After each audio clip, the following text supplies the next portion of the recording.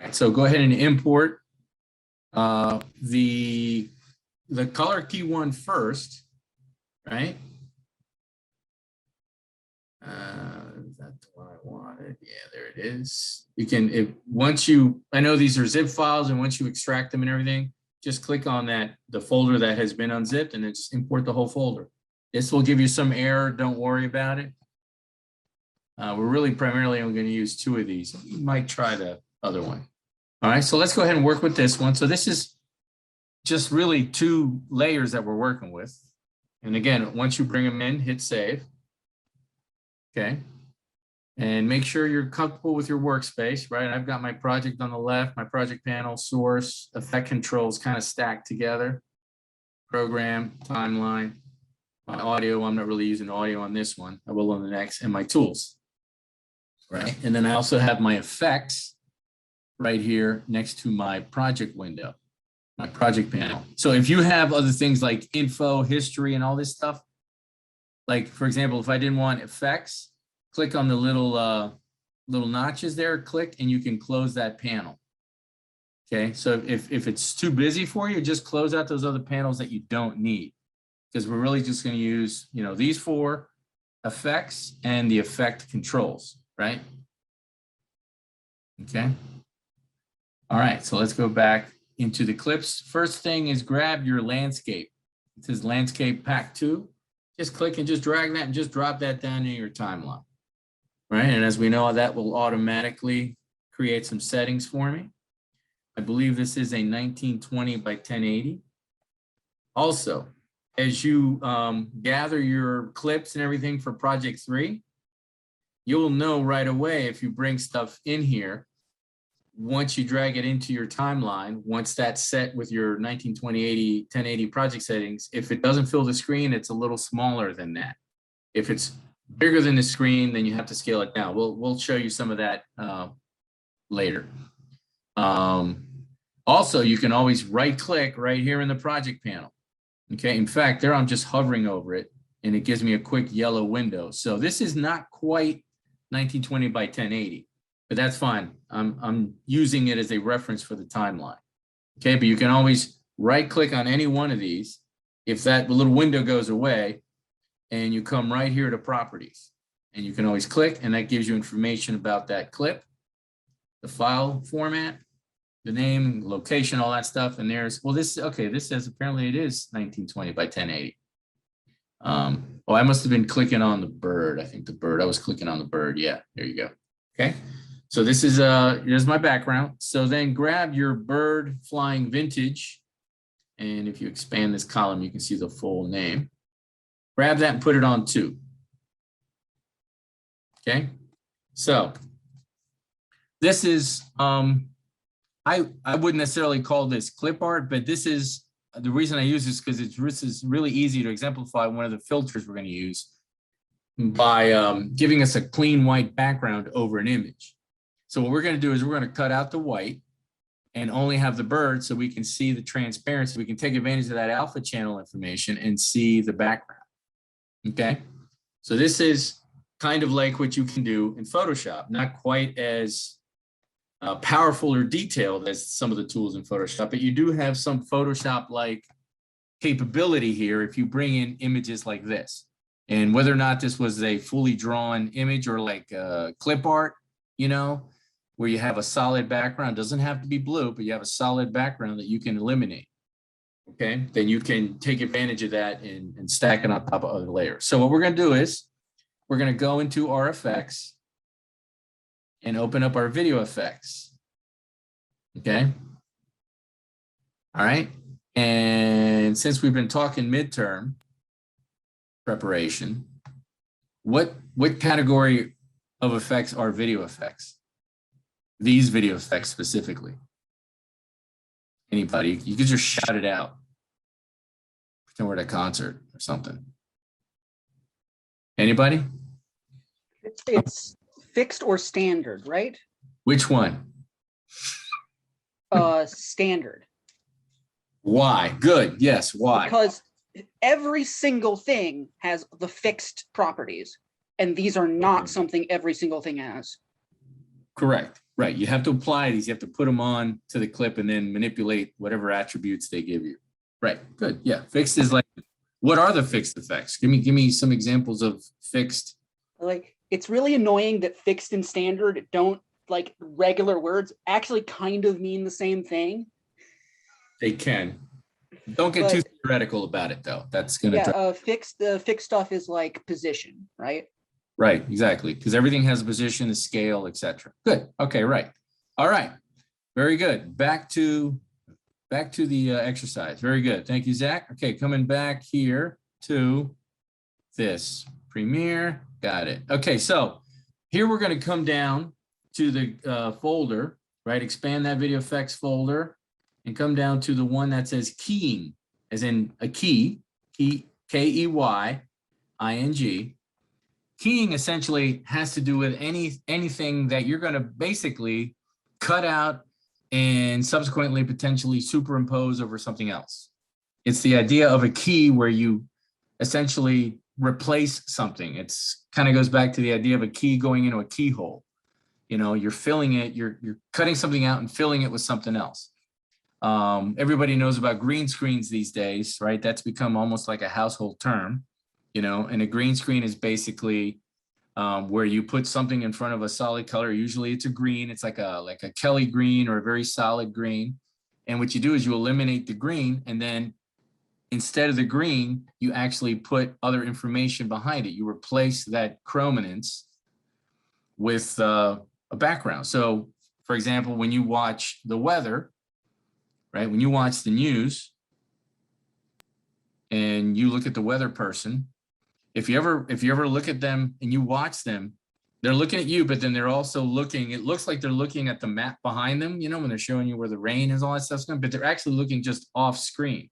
So they've got the map back here. They're actually looking at 90 degrees off the screen because they have a replay of what you're seeing on screen. In the studio, they're actually in front of a green screen. There's nothing behind them except this green screen because you don't project it. It gets replaced when it goes through the whole system and goes out on air. So they have to look to the side so they can see what the heck they're pointing at. But they make it look like they're looking at the map behind them. Okay, that's their skill. They make it look, you know, seamless, but they're actually looking at a monitor so they can see what the heck to point at. And then they tell you, yeah, it's going to rain in, you know, Bethesda or whatever. All right, so that's one example of keying technology. All right, so let's jump back in here. And here we're going to do a relatively simple version of it, but it'll allow us to do some fun things. So we're going to grab the color key. You can see different types of keys here. We'll work with a track mat. We can play around with that maybe on Wednesday. So right here, we're going to grab color key. Just click, drag, and stick it on the flying bird, right? And then when you click on flying bird in the timeline, right, select it and go into effect controls. Right, we didn't even bring it into the source because we already dragged it in the timeline. So when you go into the source, there he is, flying bird, right? And you see him right here in our little timeline. Okay, let's go back. Let's go to the very beginning. We're not going to mess with motion right yet. We will in a minute. What we're going to do now is we're going to cut out the white. So under color key, turn on all of these little stopwatches. Right? The toggle animation switch. Okay, do a Control S, save, Command S. Okay, and put keyframes there. And pretty simply, we're going to grab the little eyedropper. Okay. And when you click on the eyedropper, your pointer turns into the eyedropper. Right? And notice as you float around any color, it finds that color and fills this little box with it. Okay. Right? If I go on the blue, it gives me blue. If I go on the bird's head, it gives me kind of this brown dark, but we want white. So bring it up on the white and literally just click on it. And right there, it gives you it immediately removes the majority of the white. Pretty good for one click. Okay, so I want to make sure everybody does that. I can undo that again if you want. Control Z, all right. So by default, it's giving me this blue. Turn everything Professor. on. Yeah. Sorry, but could you show me how you got to that color key effects again? Yeah, it was right over here. Here, let me delete it here. It's in effect control. I'm sorry, it's in the effects panel. Okay.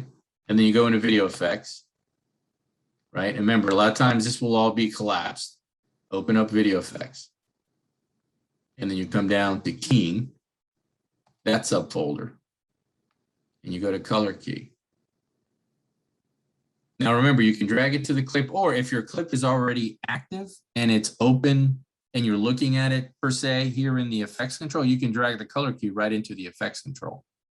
See, you see bird flying, bird flying. That's right now you've got that activated and you're looking at this point only at its fixed effects, right? But you can take that color key and just drag it right into the effect control. So less real estate to worry about, okay? And then, you know, it might be collapsed, just open it up, bring your playhead to the very beginning, just for reference, and then turn on all the little stopwatches.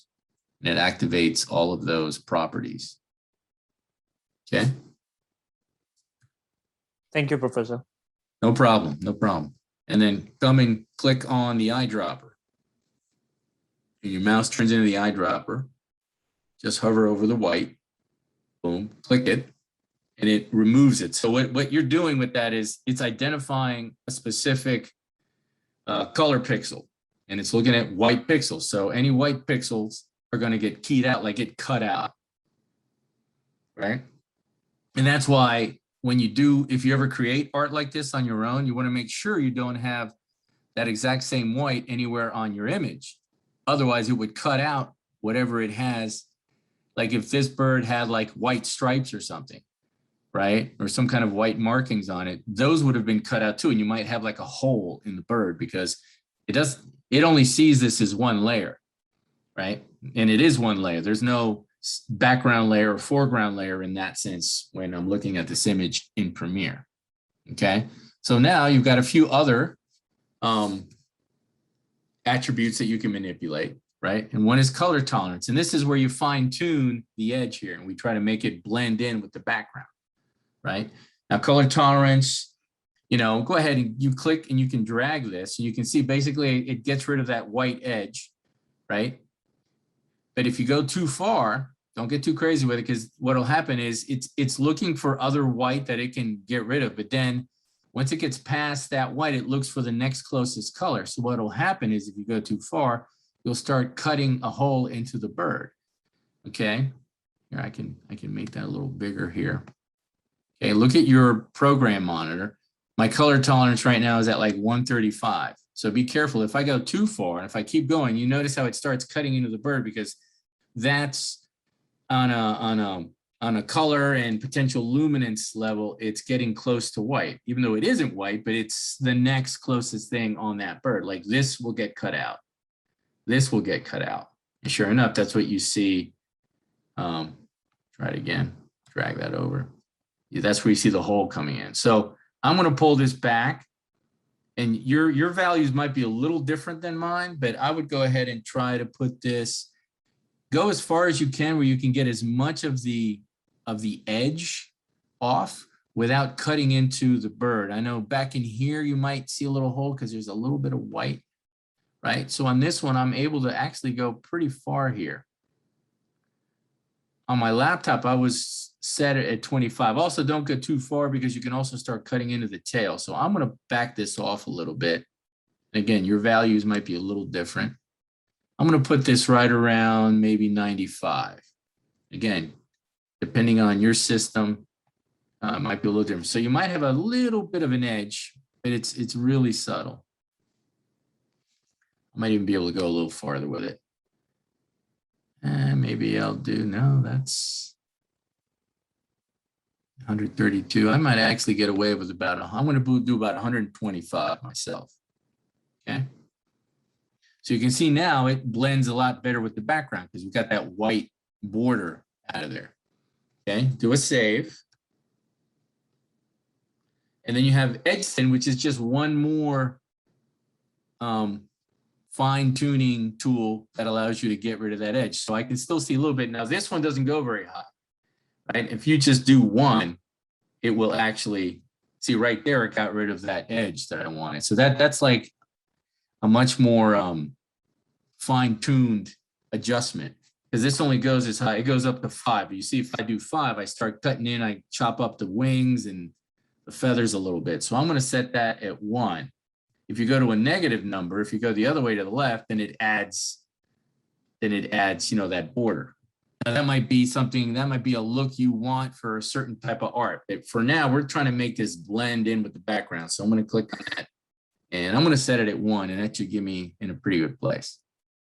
Again, don't worry if you don't get this perfect. If it doesn't look just like mine or as good as you want, this can take some practice. There's other keying tools here as well, but this is a good one to start with. And then you have edge feather, which essentially is another blending tool that tries to smooth out the edges a little bit, like make them a little softer so it blends in with the background. We don't have to do too much here. This might be like a 2, because if you go too far, here's what happens. You start to see the edge of the original frame. You see that? Now, I could technically crop that, but I don't want to have to mess with it. But now you also start seeing this sort of soft edge on the bird. So I'm going to pull that back, and I'm probably going to go with something like 2.0, I think. Should work pretty good here. Not bad. I may not want that. Maybe, you know what? I don't want the edge feather, because without it, I had like nothing. There I have like a 0.1. If I go, I can't go with the negative.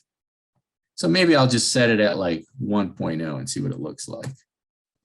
That's fine. What exactly is edge feather doing? What it's supposed to do is it's soften the edges. It's kind of like a little bit of a blur right on the edge. You don't notice it here as much, but in for example, in programs like Photoshop, feathering is a really big deal. It allows you to stack layers and sort of blend the edge a little bit with the background so it doesn't maybe stick out or isn't as hard of an edge. It softens, and you can soften it at various radiuses. So this is kind of a little bit like that, although here it's a very nominal adjustment. So whenever you look at a lot of, say art done in Photoshop, depending, the type of work it is, you see that where you see one image and the edge just sort of there's like almost a slight decrease in opacity. So it blends into the back, and then you have the other part, whatever is behind it or other elements. I can show you some other examples another time, but that's what it's doing here, is trying to sort of sand down that edge a little bit. It's not going to make a huge difference on this image, but it's good to know that it's there. Okay. So let's go back. All right. So now you've got your setting, you've got your bird, right? So now what we're going to do is we're going to animate it, right? We're going to give it some motion effects. We're going to have it fly across, the water. And again, this is an example of something you could do on project 3, which is why I'm showing it to you. And you're combining video effects with motion, and you're using still images, right? So let's just go ahead and take this bird, right? And now I'm going to, collapse color key. That's all good for now.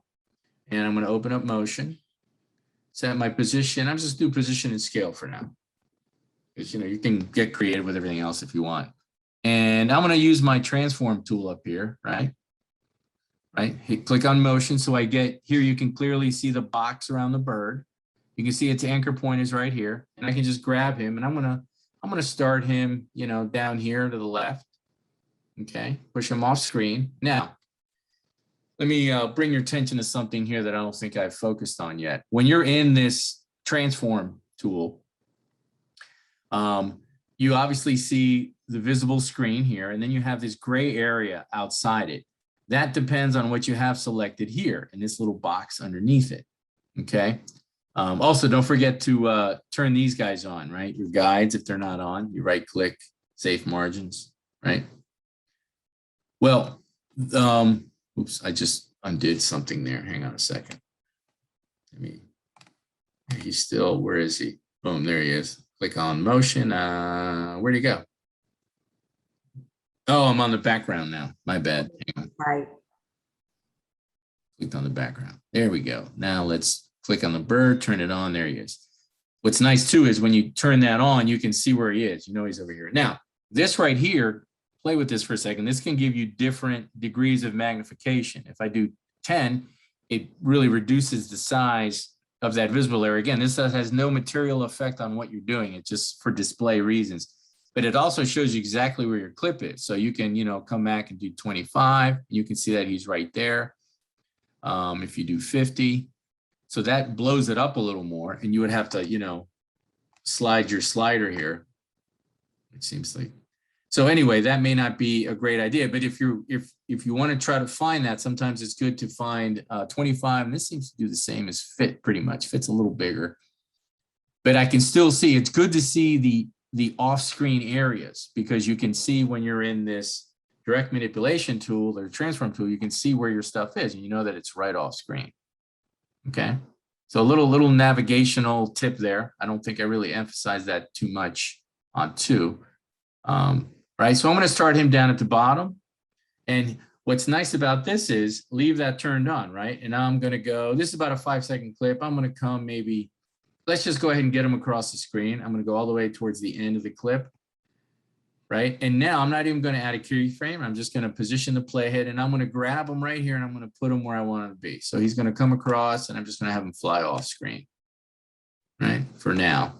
And then I'm going to go back. There he is off screen, right? So right now he's just kind of like, you know, flying through, boom, boom, boom. Okay. Let me jump back to that keyframe on the position and bring it up a little bit. I want to bring it up on the Y, and I'm just going to use my value. So he seems to really fly towards the top. So there's like my basic flight path, right? And you can see the dots. That's your motion path, right? You can see your anchor point right there in the center. So now let's say, okay, I want him to come maybe right about here. I'm leaving all this turned on. I'm just going to grab him right here and push him up where I want him to go. And as soon as I let go, it adds a keyframe. Okay. And then let's say, okay, I'm going to go here, and I want him to dip down. So let's have him dip down here, right? And then go and fly off. So he's going to come up. Now let's see what he does. Hit play. Well, I might have to scroll through here because this is this other computer. But if I bring him through, he's going to come up, dip, and fly out. And then I can change. I can click on any one of those keyframes again, right? To adjust or fine tune. If I want him to say, that's pretty good. If let's say when he comes up, I want him to actually go a little higher. I'll click on this, and he's over here somewhere, right? I'll just push that in higher. And now when he comes off that bottom keyframe, he's gonna angle a little higher. Okay. He's gonna come in, boom, boom, and there you go. And then if you wanted him to do other things, you could add other keyframes in between, you know, the path here. Okay, so now I'll leave that there for a second. Go ahead and play with that. Give him a little flight path.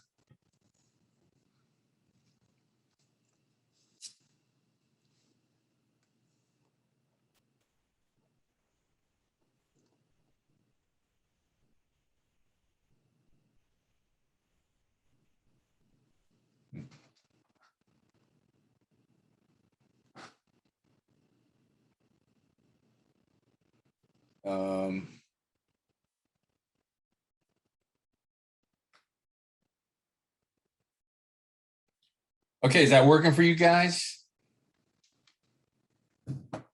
Yeah. Yes. Okay, so now here's what I want to do. Let's come back down to scale. Go back to that first keyframe on scale and set that at 65. Hit enter or in. And now let's watch him fly through. Right? We reduced his size a little bit. There he goes. Okay, so he's coming up and he's flying out. Okay, so that's all I did. And now, here's what we're going to do now. Now we're going to, let's call this the mama bird. And so this will give you some a little more practice doing some copying and pasting and working with attributes and that kind of stuff, where you don't have to recreate a motion path or even an asset by where you can just duplicate it essentially. So click on the bird in the timeline, right click, hit copy. Right, just slide your mouse over past the clips and do a Control V or Command V, right, paste. It might drop down here in this layer, which is fine, but that's because V1 was targeted. Move them up and put them on layer 3 and offset him a little bit, right? so that this, now you've got two birds, right? So you got the first bird and the second bird is following the first bird. Okay, so click on that bird on layer 3, right, which is now an exact duplicate of the other bird, right? Go back to that first keyframe and set him at 35, him and her, whatever it is. So now you've got a little bird, right? So you got mama bird and baby bird. And if you want to create a little more separation, just slide that top bird to the right a little bit, make it start a little later. And now you've got a little bit more space between the mama bird and the baby bird. Okay. And the bird takes a little longer to get over. If you want, you can extend the very background layer, number 1. Remember, this is all synthetic media, so you can keep this up as long as you want. Okay, there they go. Okay, so now you want a few more birds. Let's add 2 more layers. Come down here in the track header area, right click, go to add tracks. I'll sit on that for a minute. We're going to add a couple more tracks on top of V3. Click on that. Professor, every time I try to copy and paste, it just, the landscape disappears. It just, I paste and then just the bird goes straight to it. Make sure your playhead is like over here somewhere. Maybe your playhead's over here and it's replacing it. All right, let's see. Sorry. Because you see if V1 is targeted. Yeah, makes sense. It's going to paste. I see it now.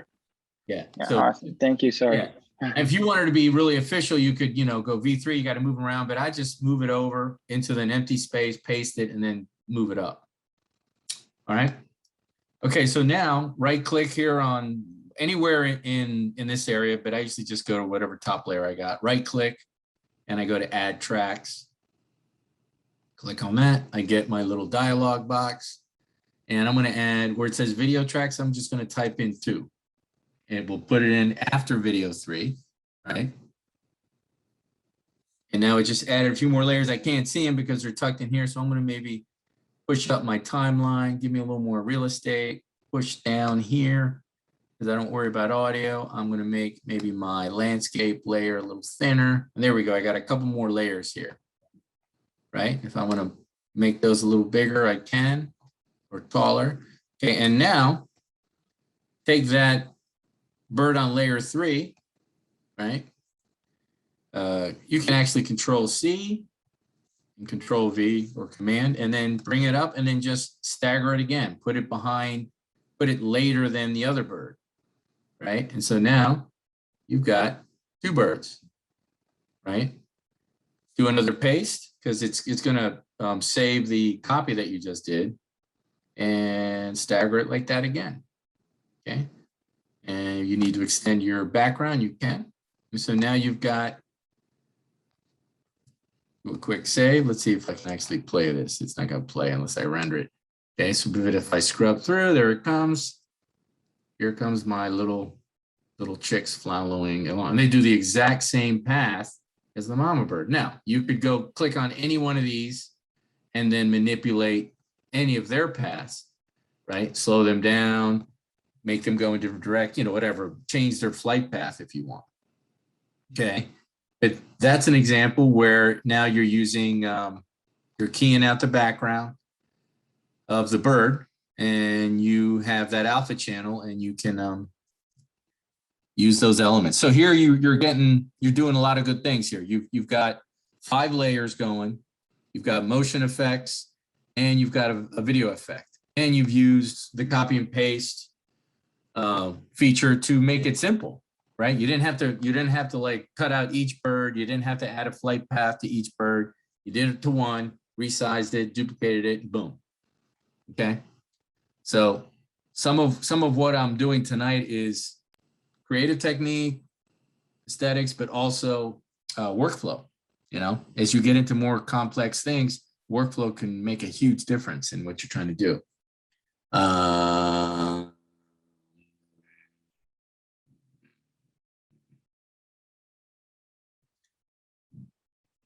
Okay. Okay, hang on, let me.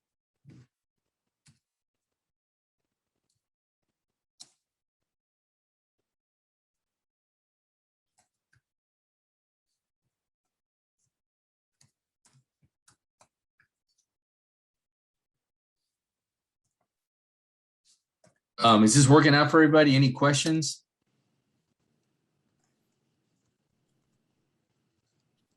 I don't know if you saw my note, and I Yeah, don't yeah, want yeah. to have you troubleshoot it now. I just Yeah. can't figure. Well, it's- you know what? I was going to text you here, but go ahead, save, do a save, close your project, and for starters, just try a restart on your computer. Okay, so I'll be completely off and I'll rejoin the Zoom once it restarts because Oh, because I have to close out of the, that's what okay, that's actually what I was thinking to do. Mhm. Because try it's this just so first. weird. Instead of restarting, just go ahead, save and close Premiere. Okay, I've actually just did that, so. Wait about 30 seconds and then open up your project again, see if it fixes it. Yeah. But and then if not, I would say do a restart after that. Yeah, it's Okay. kind of what I was thinking too, because it's Okay. so weird. It's I can bring the things in, the files are fine, and I can bring it into the timeline, but I can't see it in the source panel and I can't see it in the program panel. Hmm. It's, and I was having a problem the other day also with Premiere, and restarting took care of it, so. Okay. All right, I'll try that, but if you see me drop off, you know why, because it means I'm rebooting my computer. That's fine. That's fine. And we're recording anyway, so anything you Right, want. Okay. that's what I figured too, so, okay, thanks. Thanks for letting me know. Okay, good. Okay, folks, so let me go back here. So now, one other thing you could do here, and we covered this last week, try putting, for example, like a lens flare on something here. You can put now, you could go ahead and say, all right, well, I want to add a little more action to this, so to speak. Let me go find that lens flare, which if I remember correctly was in the generate folder in video effects, right? So I'm going back into the effects folder. I'm sorry, the effects panel to find my video effects folder and to go into the subfolder called generate. And there I have lens flare. Okay. So now, again, I can do one of two things. I can drag it down and paste it on landscape, the very lower, the video one layer, or I can, collapse this, click on landscape down in my timeline, call it up in my effect controls, and drag the lens flare onto that. And there it is. It's on the background layer now. Right. So it's not touching those other layers, but it is on the background layer. So I can, as I layer these things together, I can add filters to individual layers. Okay. Again, the more you do this, the more demand this puts on your computer, processor, the RAM, the graphics card, etc. So now, I want to just do a simple move with my lens flare, let me, start it off on the left. I won't get too crazy with it, but you get the idea, right? And I'll go all the way so that after the birds fly off, the lens flare, the sun will, go over to the set or whatever on the east side, right? And then maybe now in the center of it, maybe I want to, add a keyframe and just my Y value, have it maybe kind of shoot up to the sky, get a little higher, maybe, sure, why not? Let's maybe peak the brightness a little bit, nothing too crazy. And just see what happens, and then actually when it goes to the last keyframe, add another keyframe and drop that brightness, right? And, there you go. So this is definitely not going to play. Oh, look at that. It's playing. And so there you have it. You see how it's a little rickety, the movement, right? Because it's not rendered, right? So try that. I'm going to do a quick render myself right here. I'm just marking an out at the end of the clip. And in this case, I marked an out and automatically gave me an in. And so it's got this highlighted gray area. That's what it's going to render. I'll just come up to sequence, render in to out. Okay, give it a few seconds. So try that. I'll give you a minute.